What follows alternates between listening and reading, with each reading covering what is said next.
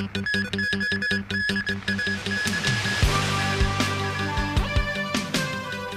new COVID-19 infections in Hong Kong as restaurant operators call for relaxation of restrictions.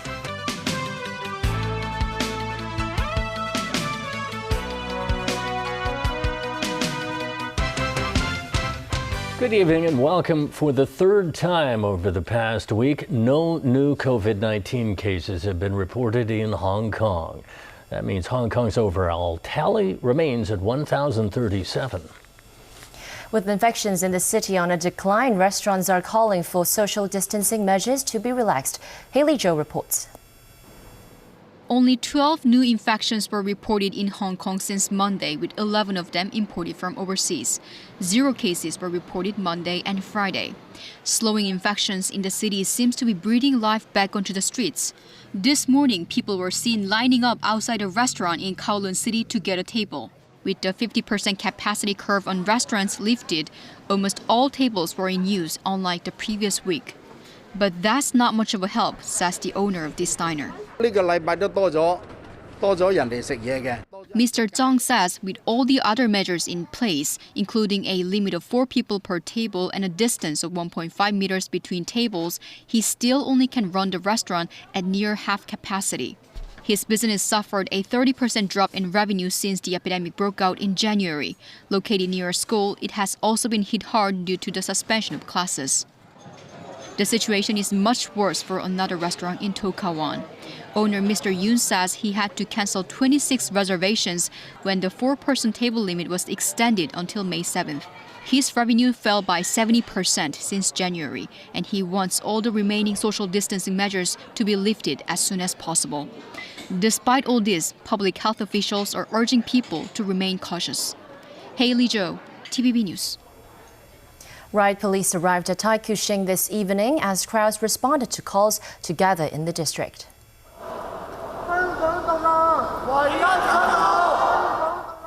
At around 6 p.m., many congregated in the area, holding anti-government banners while shouting Hong Kong independence is the only way out. Some shops immediately closed their doors. More officers were later deployed to the scene and searched some protesters. Police armed with anti-riot guns and pepper spray demanded those who violated social distancing rules to leave. The World Health Organization says there's no evidence that people who have recovered from COVID-19 are protected against reinfection. In a tweet, the WHO said there is currently no evidence that people who have recovered from the virus and have antibodies are protected from a second infection. The UN agency says more research is needed. The WHO also cautioned against the idea of immunity passports or risk-free certificates. The idea has been floated as a way of allowing people protected against reinfection to return to work. It added that people who assume they are immune to reinfection may ignore public health advice, and such certificates could raise the risks of continued virus transmission. Still ahead on tonight's news. Some DSE exam centers may allow candidates in earlier than originally scheduled tomorrow. Technology being put to work in airport sterilization effort.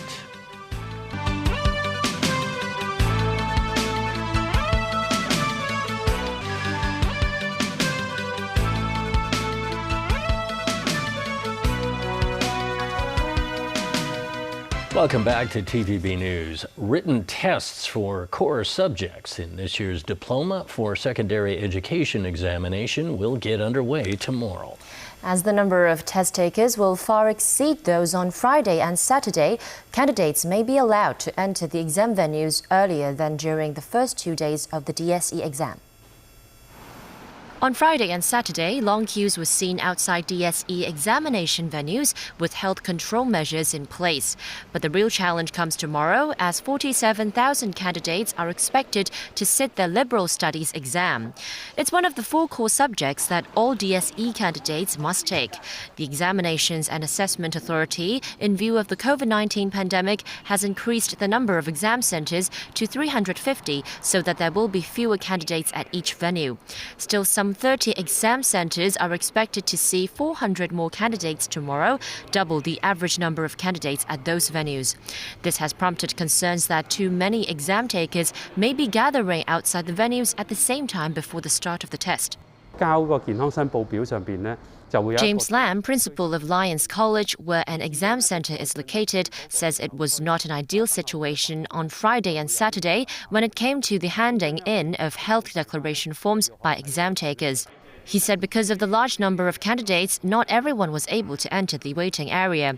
He said tomorrow they'll try to open the exam center at 7:30 a.m., 1 hour earlier than in the past 2 days, so that there will be more time for candidates to hand in their health declaration forms to avoid long queues of people. Responding to media inquiries, the Examinations and Assessment Authority says schools can be flexible in allowing candidates to enter the exam venues or waiting areas earlier than scheduled. If needed, the first section of the examination can also be postponed by 15 minutes. Meanwhile, with candidates feeling unwell while wearing masks during their tests, the authority stressed schools must maintain good ventilation at the exam venues.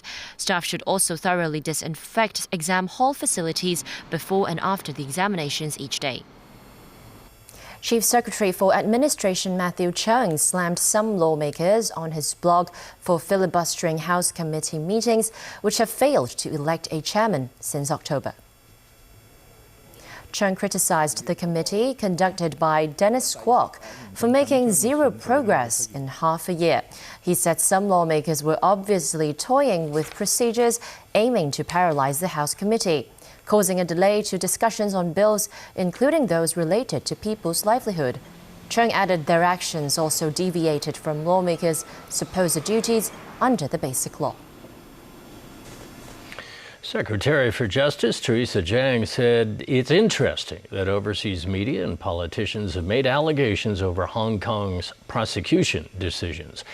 In a blog post, she said the Department of Justice will control criminal prosecutions free from any interference under the Basic Law. She added it's wrong to label the department's prosecutions as politicized. The Office of the Commissioner of the Ministry of Foreign Affairs slammed the U.S.-based National Democratic Institute for interfering in Hong Kong affairs.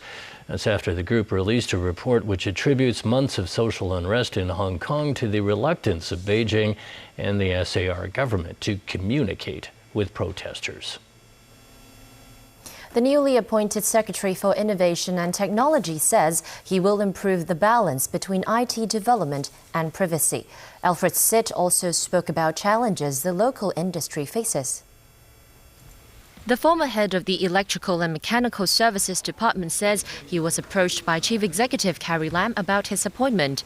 We have to put focus. Speaking to TVB News, Sitt said he will fully support the industry, but also spotted areas that need improvement. We have many well-talented I&T practitioners. They are really good in produce innovative product to suit the market need. But how can we support them in the whole process, in the accreditation and commercialization? Earlier, the Polytechnic University discovered a new sweet test for the coronavirus, but the institution hasn't been able to apply for government funding. It's widely considered those kinds of projects would end up relying on capital from mainland investors, but the new IT chief disagrees. In future, we need to strengthen our cooperation in the whole supply chain so that we can have the whole and complete support from different stakeholders to support the development of our I&T product, from incubation and down to commercialization. Meanwhile, holding the job of the technology chief also means Sitt will have to handle one of the biggest controversies, smart lampposts, which sparked privacy concerns. Development of innovation and technology is to bring benefit to the people. Whenever there is change, there may be concern. What we can do is to communicate, to engage the people and tell them, okay, we have to have a balance. There are many, many alternatives. We can have other technology that can achieve more or less the same benefit, but can balance the concern on data privacy. Sitt added he will offer sufficient information to the public while introducing new policies in the future.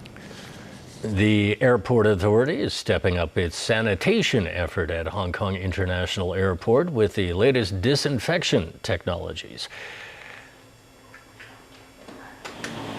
In 40 seconds, this full-body disinfection channel kills viruses on human bodies and clothing. The facility is kept under negative pressure to prevent cross-contamination. It's currently used by airport staff who are assigned public health and quarantine duties. Smart sterilization robots are also deployed in public areas of the terminal buildings. The robots are equipped with ultraviolet light sterilizers and air sterilizers. They can move around autonomously and sterilize up to 99.99% of the bacteria in their vicinity. The airport authority says despite a sharp drop in air traffic in recent months, it will continue to enhance sanitation for the safety of its staff and travelers. And that is the news. Thanks for watching. Bye for now.